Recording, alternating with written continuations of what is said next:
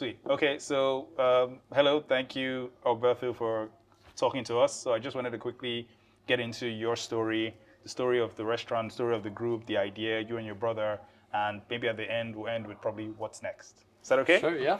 So yeah, just out of curiosity, I know you studied at UCL in London, Yeah. and so I'm curious your experience at UCL, and then after that, why hospitality?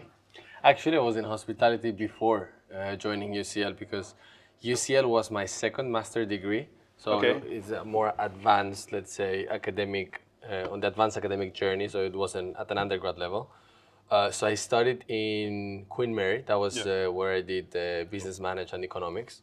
And while I was studying, I was very curious to get into the workforce as quick Soon as as possible. possible. Yeah. Because while I was enjoying my studies, I wanted some practical experience. So I was able to land a very good job back then in Santander Bank because they were recruiting people that were Spanish speakers that wanted to work in London, and Yeah. basically everything aligned with my profile. So I was able to get a job while I was studying.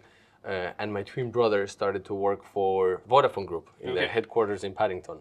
Then from one day to another, my brother calls me and he's like, Alberto, I met this guy, this person. He's basically one of the owners of this very big consulting firm, which is Yeah. a spin-off of Deloitte, Yeah. and is one of the main suppliers for consulting services in Vodafone. I would like you to meet him because he would be very much interested in hiring us.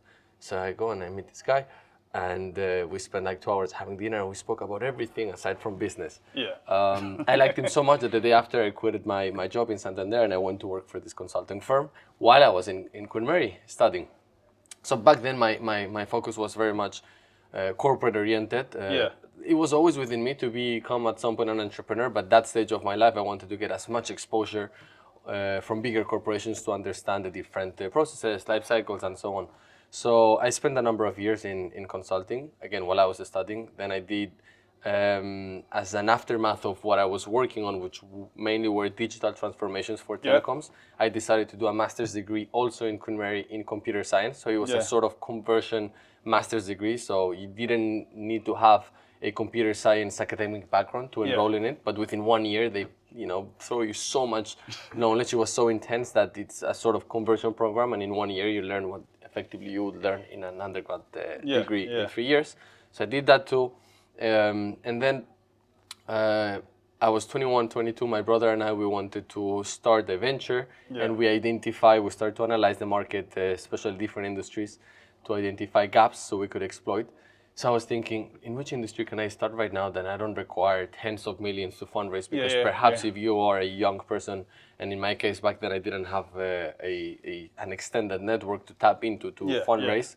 So in which industry can I start that I can fundraise a relatively small amount of money, and at the same time that it could also be scaled up. So what's the project scalability that I can put together, and what type of exit am I looking at? Yeah. So that's when we identified this very specific use case of a competitor that I'm not going to name right Yeah. now. And we saw that back then in 2015, 2016, they had 4 restaurants in a different market. It was not in London. Yeah. And there was a private equity valuing 4 restaurants at 180 million euros. Oh, And I wow. was like, holy Okay. crap. I mean, that's the valuation method of a tech company, right? Yeah. The EBITDA multiple that they were applying to Yeah. arrive to that valuation was incredibly high. So I went deeper into that. I analyzed deeper that use case, and I identified that this private equity effectively is not buying a restaurant or a number of restaurants, but brands that could be scaled up to a particular customer segment, and then at some point exit. So we, in a way, mirrored a very similar business model, and we did the same in 2018 here in London. So the strategy was opening multiple brands, and by brands I mean different culinary experiences, Yeah. scale them up, consolidate them at the group level, onboard a private equity, and then expand internationally with this private equity. Yeah. If you fast forward 2018 to today, we have those 4 brands. We have Latin American Fusion, which is where we are today. Yeah. Sorry. It's my baby because this is the first one that we opened. So Okay. it carries a very strong emotional charge. The second one is an Italian inspired in Lake Como. The third one, a modern Spanish restaurant in Mayfair. And the last one that we've recently opened is Riviera, where we Yeah. did the UCL event that you were mentioning. Yeah. It's inspired in the south of France. We've recently onboarded the private equity, which I cannot name, Yeah. and we're opening 3 new restaurants with them next year. Fantastic. So it wasn't the case that that I've always wanted to open a restaurant when I was a child. I wanted to be an entrepreneur. Yeah. I just found an opportunity and I And saw exploited an it. industry where perhaps the people that I knew had an appetite to invest in. Yeah. And I was able to raise funds, and also I saw a gap that could be exploited and scale a project internationally. So that's why I entered into this industry. Okay, nice. That's amazing. Maybe my follow-up for that was I noticed I was looking at some of the research, some other interviews you've done, and you talked about the concept behind the different brands. Yeah. And I know like Latin America, like Como, South of France, Yeah. Rivera. And I was curious, what was the idea behind that, one? And then two, I know in another interview you did, you talked about wanting to visit Thailand or visit Greece for another concept. What's the relationship between travel and identifying the brands? Sure. So to the first question, our strategy was always to onboard at some point within a medium maturity stage of the company a private equity. A private equity, by definition, is risk adverse. Yeah. So they want to have as much diversified risk as possible. Yeah. And also they need to have a good grip, a good control on the growth of the company. So you buy at value X, and you want to exit at X times whatever, right? So and that comes from the growth. In my industry, the biggest barrier for growth is the underlying real estate asset. Yeah. So let's take the case of my latest brand, Riviera. Riviera right now is sitting in St. James's in a 3-story building. Each floor has 7-meter long windows, high ceilings. high ceilings, 360-degree views across London. So those parameters are basically defining what are the critical success factors of this brand. Yeah. If I am to replicate this brand in another cosmopolitan city, let's say New York, I would have to identify a building with similar properties in an equivalent version of St. James's or Mayfair in New York. Let's say that I find it. There might be an existing operator there. And if there's an operator there, and if it's a successful operator, it doesn't matter how much cash you throw into the table with a business sense, that this operator might not leave. So if you go to a private equity with only one brand and they see that there is not a good potential for growth because the growth is not very much controlled by them, you might not be an attractive investment for them. So that's why we said let's do 4 different brands. Each of them is catering for a slightly different culinary experience. So if you want a restaurant to see and be seen, we have a brand for you. If you want a restaurant for a business meal, we have one for you. Want to go on Sunday lunches with your family, another one. And effectively, because they are catering for different experiences or moments where you want to dine out, the underlying real estate asset is different. So some of them are positioned in a more residential area, some other ones in a more cosmopolitan and hyped area like Mayfair and so on. So that's the rationale behind why we implemented different brands. Then when it comes to travel, my follow-up was, so I understand like why you did different brands. My follow-up was related to why you named or how you chose certain brands and the relationship with travel. So for example, the name here, or going for Latin America, or going for South of France, like how did you pick which to go with, and was that related to travel? And if not, we select the brands according to a gap that we see in the immediate surrounding where we have the real estate assets. So let's say in this one in particular, we are in Kensington, so we identify what are the different culinary experiences that the customers can have in Kensington, and then we see a gap. We see that we stress test also that gap. Perhaps there's a reason why there's not a Latin American restaurant existing in Kensington. But after making an extensive due diligence, we lead to the conclusion that this is the best culinary experience that we need to deliver in this area. And then in order for us to design that experience, end-to-end experience, meaning from the moment that you call the restaurant, you're greeted in the native language of that brand. You enter and you're transported to a different place in the world, the presentations, color codes, textures, temperatures of all the foods and dishes. In order for us to be able to define what that means at the brand level is when we actually travel. So let's say in this case, Latin America. So we went to different countries in Latin America and we cherry-picked what could work in a cosmopolitan city in London, because it's not basically a Latin American restaurant in Latin America needs to be different than a Latin American restaurant in London. One of the biggest mistakes that we've seen in our industry is that people that want to basically bring their cuisine. If I'm, for example, Spanish, I want to bring my Spanish cuisine to London. They copy and paste the same business Same, model that they yeah. have in their home country, but that doesn't yeah. work because it's not applicable. The synergies of the city from a cost perspective, from a taste and preferences perspective, in the consumer side are different. So we make this assessment. We travel. We identify the things that we like, and then we come here and then we blend them into a more embedded version of a brand that can work in a cosmopolitan city like London. Okay. So if I understand you rightly, the initial strategy is almost be user product focused, user product relationship, and then location specific. And then when you know, okay, this is the user group, this is the location and what I want to offer, you then almost go on a fact-finding research to curate what's the culture or what's the dining experience, the culinary experience should be. So if it's Latin America, this is what a Latin America should be, and then I'm going to customize it for London. Correct. Okay. Okay, very good. And then maybe my next question would be around just the experience of, so you founded Emerald Hospitality Group with your twin brother, and I'm curious on just the experience, what that experience is, and how it is, and then how you complement each other. So the experience And maybe extra information. When I did my own startup as well, I actually did it with my brother. Now that I think about it. So, I mean, the experience has been tremendously rewarding from so many aspects. The first one is that, and I guess this is something that could be applicable in other industries, not only in my industry, but when you build your own business, you have your thumb on the pulse of every business unit. So you get exposed to so much information. So let's say if I'm in consulting or in any other industry, you end up learning a lot about a very, very specific thing. But in here, you get exposed to HR, finance, operations. And in the very beginning, right now we have over 200 employees, but in the beginning, you're doing everything yourself. So I think that learning is very good and very interesting. And very rewarding, and at least for me, it made me and still makes me feel as alive as I can ask for, and that passion is and that drive is what gives me motivation to wake up every morning with a different challenge, with a smile, and have purpose. And then working with my brother, he's not only my brother, he's my twin brother, which adds another layer of complexity.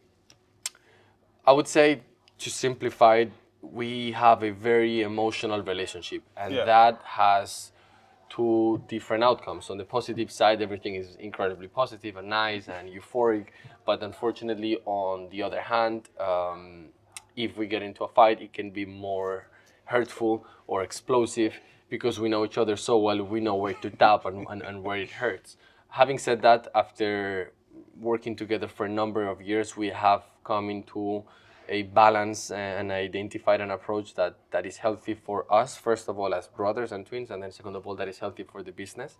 And I'll basically simplify this approach or methodology. Distribute your responsibilities immediately. Have an area where your decision making, especially if you work with family, your decision making is not questioned, and your other family member needs to have his own business area or business unit where you have your space to grow, to be yourself, to decide, without having to always ask the other person, should I do this? Do I need approval for that? And then there needs to be an in-between area of activities or initiatives that you're both jointly deciding on. Okay, so if I understand you, it's kind of like almost like division of labor, but everyone has their specific area. I'm guessing also based on their interests as well. Imagine a Venn diagram, right? Yeah. So you have the two circles and a piece of the two circles that are So combined together. So everyone has their own area, and then there's the intersection point. Where would you then say is your own strength? So like what you bring into that area? My biggest strength is anything that is front office or human oriented. So, for example, when it comes to human resources, hiring, firing, trainings, all of those things, I very much enjoy. This is a people's industry, so probably 80 to 90% of the product is produced by a human being, as well as a service. Everything else are supporting functions that are done by, let's say, the physical unit or machineries and so on. So that's very important to me. Or anything that is marketing related. So the marketing team reports directly to me. So anything that is human based, front office, human face, it's me. Everything that is more back office, back end based, like for example in this case, finance is more related to what it's deciding on. which I'm very happy and very grateful that he loves doing that. I could see myself doing it, but I don't think I would enjoy it ultimately, if I'm very honest with you. So yeah, those are the way. That's the way that how we divide our responsibilities. Maybe another question would be, as you go from restaurant to restaurant, how do you curate that experience, or more specifically, curate the quality of the standard? So as you go from 2 restaurants to 3 restaurants, how do you, so obviously each place has a unique experience, but how do you almost curate the quality? Like, I'm guessing when you started this whole thing, you and your brother, you had a certain vision of what you want it to be. How do you curate the quality or keep the quality standard as you go from restaurant to restaurant? So this is where our experience in the consulting industry was incredibly useful. So we first of all designed and then automated every business process that you can imagine. So HR, finance, operations, marketing, they're fully automated. And by automation, I mean that there's different activities executed by different stakeholders that ultimately they lead into a report. And this report gets sent to myself or Ariane, my brother, or our direct first line of reports. With a different frequency, depending on how sensitive that report. We have reports that they come to us on a daily basis, some of them on a weekly basis, monthly or quarterly basis. And that allows us to be very much proactive rather than reactive in decision making. So that's something that we do. The second thing is how we have, from a financial architecture point of view, distributed the company. So every restaurant is a subsidiary on its own of a company. And all these companies are owned by a parent company. So every restaurant has probably all the operational services delivered by that company itself, but every support function like HR or marketing and so on, they are delivered by the group level. The parent company. Exactly. So that's how we... and that also, because that is centralized, the support function, it also gives you economies of scale? It does give us economies of scale, obviously, okay, that's clever. Okay, really good. And maybe my next question, before my final question, is I know you recently, I was listening to your podcast, 30 and Thriving. Yeah. And the interview you did with your brother was really good. And then the interview you did with the influencer. And I was just curious about the story. Like, what made you get into that? Was it something you always wanted to do? And why the name 30 and Thriving? Sure. So the reason why I came up with this project, and I want to make it super clear that the project is incredibly altruistic, is because when I started my business when I was 22 years old, unfortunately, I didn't have a relationship with my dad. I still don't have a relationship with my father. So I didn't have a paternal figure in that case that I could seek advice from. So when I went into the internet, whether there were different blogs or reports or even movies or TV shows or books where they describe how a founder looks like or what it looks like to build up your own business, I found a definition of success that, in my opinion, is very unhealthy. They define success as this thing that needs to be achieved very quickly, and the only way to quantify the success is by making a lot of money. So effectively, they're telling you, if you're not the best at whatever you choose to be very quickly, you should quit, because you're not going to be successful. And if you're not making tons of money, again, you're not successful, so you should be doing something else.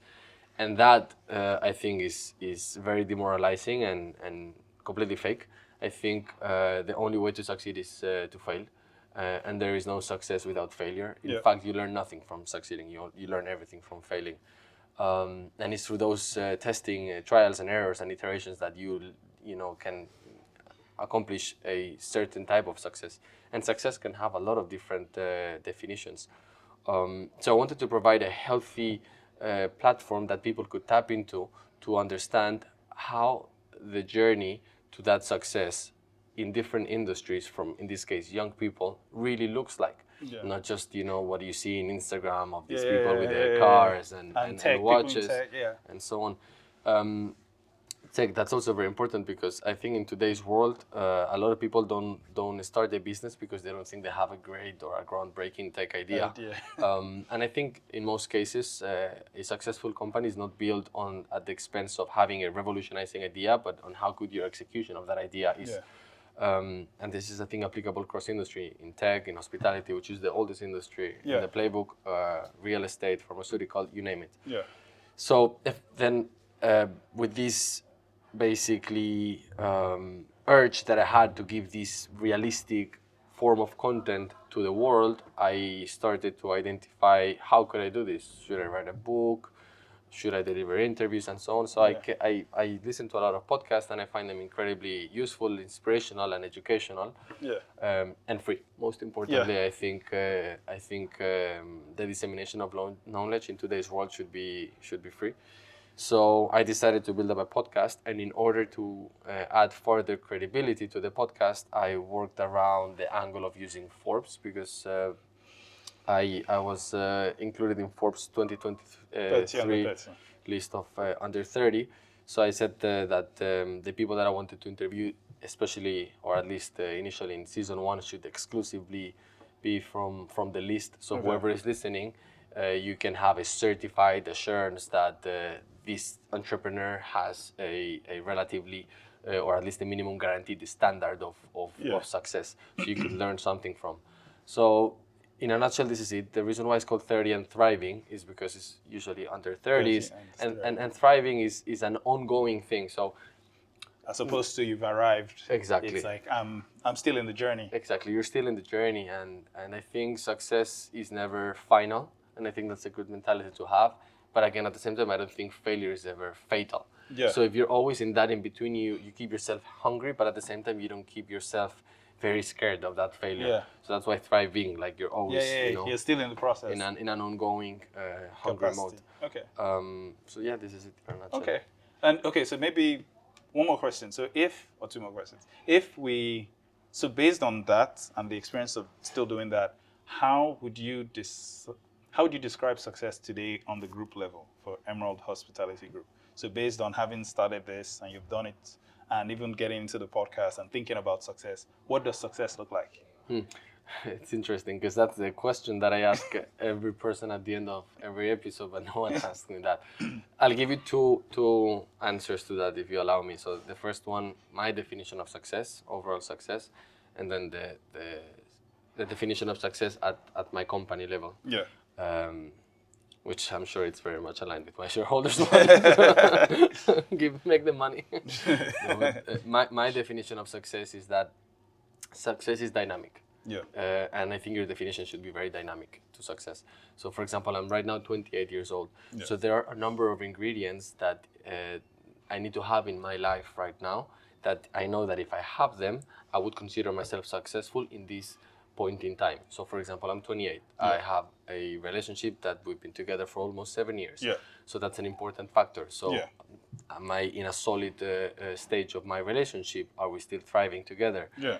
Am I on a growing path within my company? Am I still learning?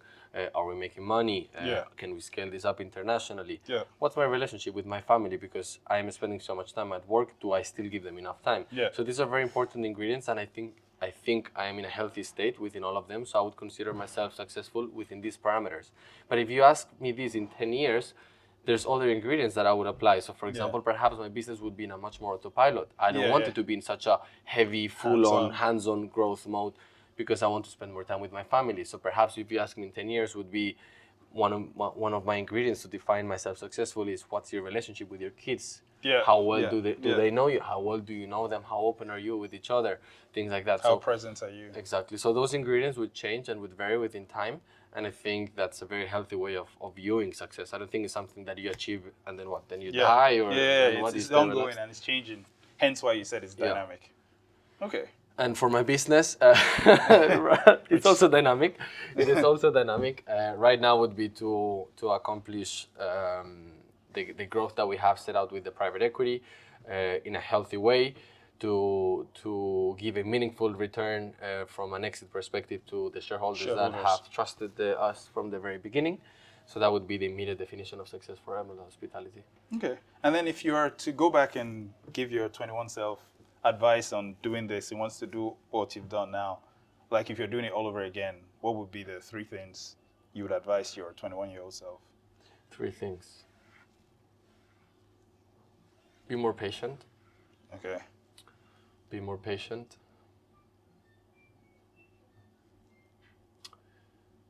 Second one would be the fact that you're moving doesn't mean that you're growing. When I was young, I was like, things need to Yeah, happen, yeah, yeah. and I thought that when things are happening means you're growing. Yeah. Those are not correlated. You could be moving, but that doesn't mean you're growing. And the third one would be money is not as important as you think, and if you make it or when you make it, you'll realize that perhaps you've been chasing something that is far less valuable than what you think. Okay, interesting. And maybe my final question is, with everything that you're working on and the group, maybe at a group level, Emerald Hospitality Group, what's next? So I've seen from some of your previous interviews, obviously you talked about doing another location here, another restaurant here, and then the international strategy. So I'm just curious, what's next? 3 openings next year in London with a private equity. One of them would be the second site to an existing brand, Okay. and it's going to be very big, over 300 covers, very big one. Would this be one of your existing brands? Yeah, one of my existing brands. Okay. Okay. And then the other 2 are going to be completely new brands. One is a Japanese fusion Okay. in a rooftop with views across all London, and then the other one is a Mediterranean sort of grill. So it's not segmented on a particular region. So it's not French, it's not Spanish, it's not Italian, but it's defined according to how the produce is cooked. So everything is cooked on a stone fiery grill, so it's smoking the flavors, very fresh, very authentic. So the complexity of the dish is not high. They're very simple dishes, but very high caliber produce and cooked on this particular type of grill. So those 2, and I can reveal those 2 cuisines, but I cannot reveal yet The name. which brand of our portfolio we are expanding. Okay, fantastic.